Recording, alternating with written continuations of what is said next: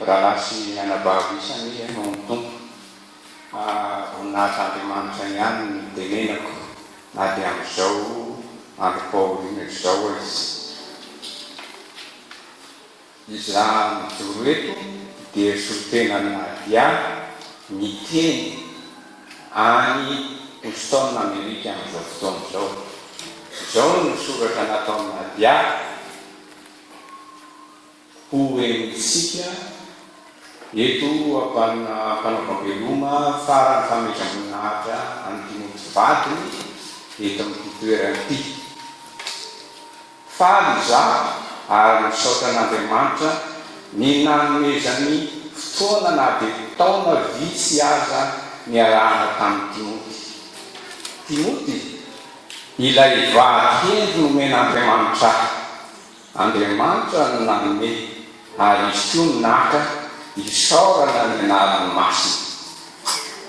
Betsaka ireo zavatra niarahana ny aina sy fahatsiarovana tsara niarahako tamin'ny Timoty, fa ny zavatra ahatsiarovako azy dia izy sy mba tia mitaray, tsy maintsy mahita vahaolana ary tia mizara ny hafaliana. Lehilahy tia sy mikarakara ny vadiny izy ary tia sy mikarakara ny zanany ihany koa. Ny fanambadianay dia feno ny fitahian'Andriamanitra sy ny voninahy tamin'ny lafiny maro, na dia ao anatin'izao fahoriana mafy mianjady aminay izao noho ny fahasairana noho ny fisarahana tampoka amin'ilay malalanay, dia mahery izahay noho ireo vavaka izay ataonareo ho anay. Akasana indrindra ianareo noho ny amin'izany. Efa nisy ny fanaovam-beloma azy sy ny fanomezam-boninahitra an'Andriamanitra natao taty Houston, Texas, tamin'ny fiangonana amin'ny toerana misy anay. Misaotra an'Andriamanitra sy ireo olona nalala tanana izahay ny amin'ny fanampiana izay nataon'izy ireo ka nahafahana nandefa ny vatana mangatsika ny Timoty eto tamin'ny razana. Noho ireo taratasy tsy maintsy karakaraina sy antony maro dia tsy afaka nanontrona sy hanatanteraka ny fambevenana izay mianaka.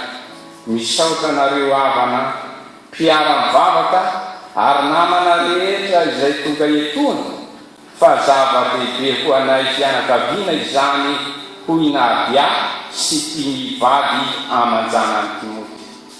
Izay ray aman-dreny koa dia misaotra nareo amin'ny fanontolonana farany an'izao vatana mangatsika ny zanaka izao.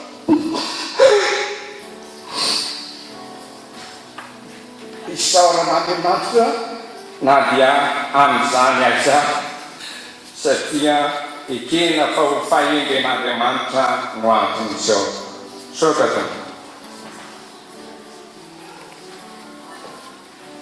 Ary rahasambola zany saotran'Andriamanitra tena dia raha sy makasitaka zavatra nataony.